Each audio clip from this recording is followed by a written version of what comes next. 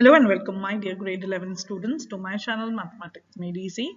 This is Ms. Ruchika welcoming you to today's session in continuation with our end of term exam coverage for grade 11 advanced.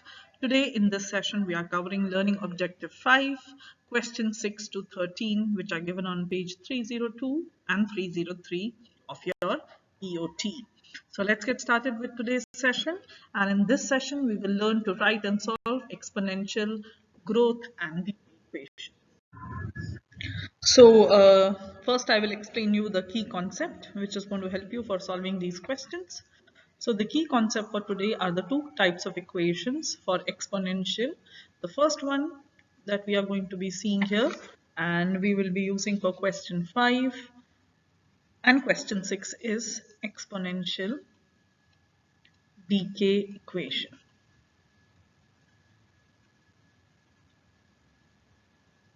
So the equation can be written as y equal to a e to the power minus kt. This is an equation you need to learn and remember. Here a is the initial amount. Always remember when we talk about decay, something is decreasing, and if we could talk about exponential growth, something is increasing. Okay, so accordingly, you will use the correct equation. If it is a question on exponential growth, then the equation will change. The equation will be y equal to a e to the power kt. So the only difference, as you would see here, is in the sign of the constant k. Okay, so what is your t here? T is definitely the time period. So these are the values for both of these equation, whether it is decay or whether it is growth.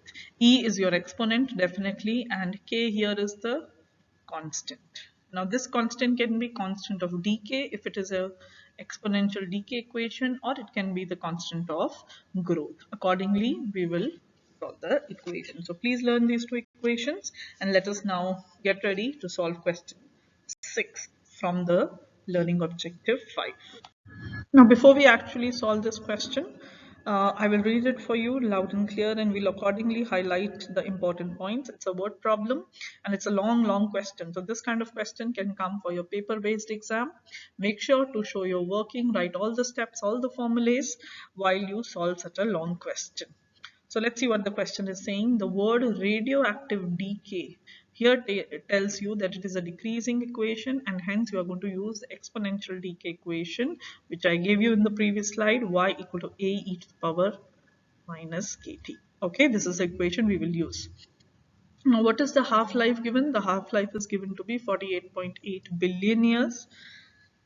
That is one thing. So we usually write half-life using this symbol. Half-life is the time in which the amount of the radioactive material would reduce to half. So we could say that for part A, where you need to determine the value of K, and the equation for decay, that means you have to use this equation. We are going to use T half as 48.8 billion, and also we are going to take the value of y which is left after this half-life as the half amount. Okay, so half-life coming from the word half tells you it is half amount, so it will be a by 2 or in decimals 0.5. That's how we will solve A part. Then let's come to B part. So B part, you are already given some numbers, some values. So this is one value, this is another value. Now let's see what are these values representing. So a specimen currently contains 50 milligrams of this. So this is the initial amount, the amount we start with. So this is the value of A. How long will it take for the specimen to decay to only 18 milligrams of this? So that means this is the amount left. So this will be Y. So accordingly, because the question is asking you how long, for this part you need to find T. So I'm just trying to explain you here before we solve the question how we are going to work through it. Let's come to C part. How many milligrams of 50 milligram sample? So again we are starting with this amount will be left after this many years. So T is given to you. You have to find how many is left. So that means you need to find Y for this part. Last part, D part, how long? That means you need to find time will take for this metal rubidium 87 to decay to 1/16 of its original amount. That means Y here would be A over 16. The original amount is A. So it's 1/16 would be 1 divided by 16 times A, and therefore this value. So I hope you understood the question well and highlighted the important information in this very, very important exponential decay word problem. So let's now solve it one by one. We will do part A, B, C, and D. So in A part of the question, as you have already discussed, we have to find the value of the constant k. So we use the exponential decay equation. Here your value of y is 0.5a. I already explained you. This is coming from the 1 half-life. And one important value and one important mistake that you girls might do is 48.8 billion years. If you just put that value in place of t, 48.8, your answer will be wrong. So make sure you put your t as 48.8 billion converted into number form. So just multiply this with 10 to the power 9. Billion has 9 zeros, so this will come out to be 488 and 1, 2, 3, 4, 5, 6, 7, 8, 8 zeros. So this is the value of t that you will substitute. So you see this value, you plug in here, put the value of y from both sides, you cancel a, then you have e to the power this thing. Now remember, this is a very important rule and we are going to use this property of equality again and again when we solve these kind of questions.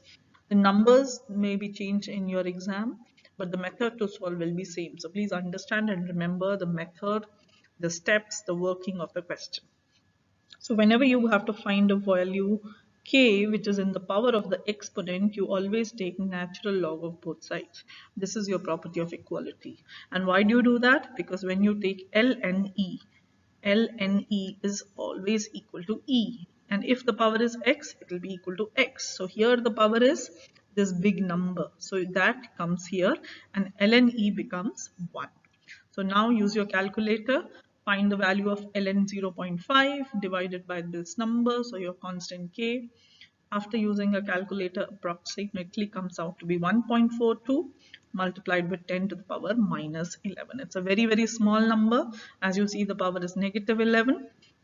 So you can now plug in this value here in the equation to get your equation of decay, and that's your complete answer for part A. Let's move to part B now.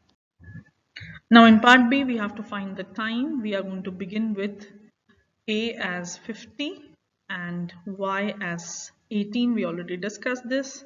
The value of K you have already got from part A. So plug in everything, all the information that you have here and get your T.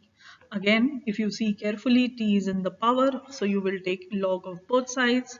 Apply the property of equality for logarithmic equation as we did in step A. ln E is 1, so the power comes down. Use your calculator, divide by this number and get your T as 71947270950 years. So it's a long, long time. This is many years are going to take for 18 milligram of rubidium 87 to decay.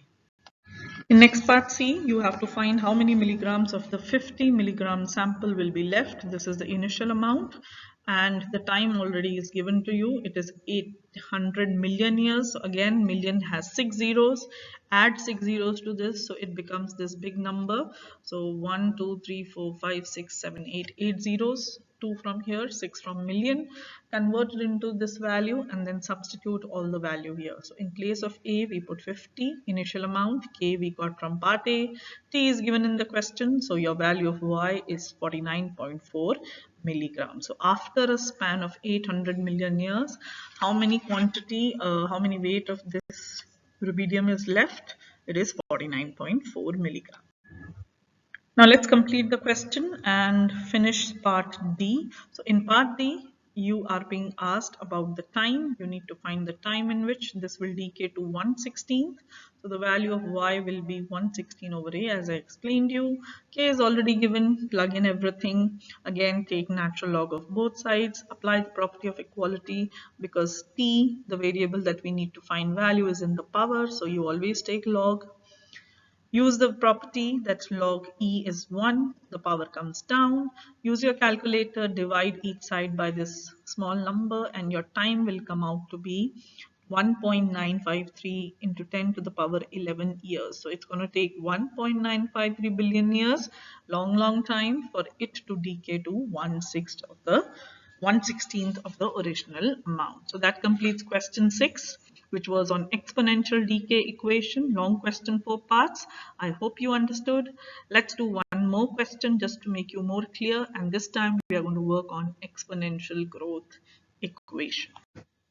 Okay, so the next question, if you read carefully, is on continuous exponential growth. So we are going to use the growth equation which I gave you in the beginning of the class today. So y equal to a to the power kt. This time the constant k is positive because it is increasing. It's a growth question. Let's do part A, B, C one by one. Again, these kind of questions can come for long exam, long part FRQ, where you need to show your working in the paper. So part A says if there are 80 cells initially, initial amount is A, and 675 cells after 30 minutes. So time is this is Y. Determine the value of K. So we are going to use this equation, plug in these values, apply the properties of logarithms, and get your K. Second part, when will the bacteria reach a population of this much? So this is the Y value. When will it reach means it is asking for the time. So that's what we will find using part A. Part C, if the second type of bacteria is growing exponentially according to the model this. Now this is a very important part and you have to be very careful here. In this part you are already given one equation. So two types of bacteria now there. One which is given in the question, the one which we begin with, and then there's a second type of bacteria. Both are growing exponentially. So you need to determine how long before the number of cells of this bacteria exceed the number of cells in the original bacteria. Exceed means greater than. So for the part C, we will get an inequality. So let's solve this now. Very important question. So let's first do part A. In part A, there are initially 80 cells. That means this is the value of A. Then this is the value of Y and this is the value of T. Plug in A, Y, T in this equation. This is what you get. Now you need the value of K to be found in this question, and as you see, K is in the power. So we are going to take log of both sides and apply the property of equality for logarithmic equation like we did in the previous question. So when you do log, the power comes down, 30k, divide by 30 both sides, and your k after using a calculator comes out to be 0.071. So that completes part A. In part B, we need to tell when will the bacteria reach a population of 6,000 cells. This is your value of y, and you need to find the time here. So we'll use the same equation because it's a continuous exponential growth question. Plug in the value of y, plug in the value of a from the previous part. You already have the value of k from a part of this question. Put everything, and the only unknown is t, which is in the power. So take natural log of both sides, apply the property of equality, use your calculator, divide, and get your answer. So I hope by now you are confident that we are repeating the same steps. You're plugging in the value in the equation, then using the property of equality and using the calculator to get our final answer. So for this question, the bacteria will reach the population 6,000 cells after about 60.8 minutes. Let's do the last part of the question. So in this one, if a second type of bacteria is growing exponentially, the equation is given.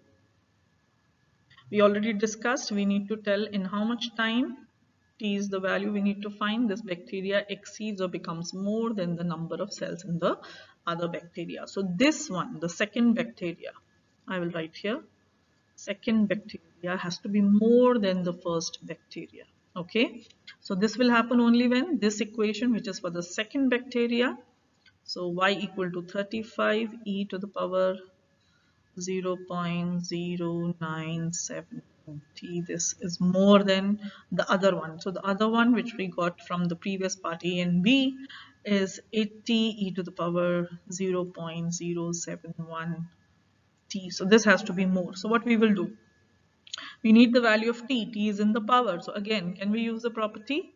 Yes, we will take natural log of both sides and then we will apply the product property of logarithm. So what does it say? See here 35 is multiplied to this e to the power this. Here 80 is multiplied with e to the power 0.071t. So when you apply natural log in multiplication, it changes to addition. So we differentiate, we get log 35, log 80. These are like terms.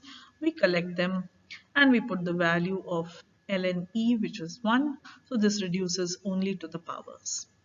Now collect the like terms, t with t, number with number. Subtract log 80 and log 35. Use your calculator. You will get some numbers. Finally divide with this decimal 0.0268. Then your t is going to be more than 30.85 if you use your calculator well. So we can say finally for this part, the answer is about 30.85 minutes.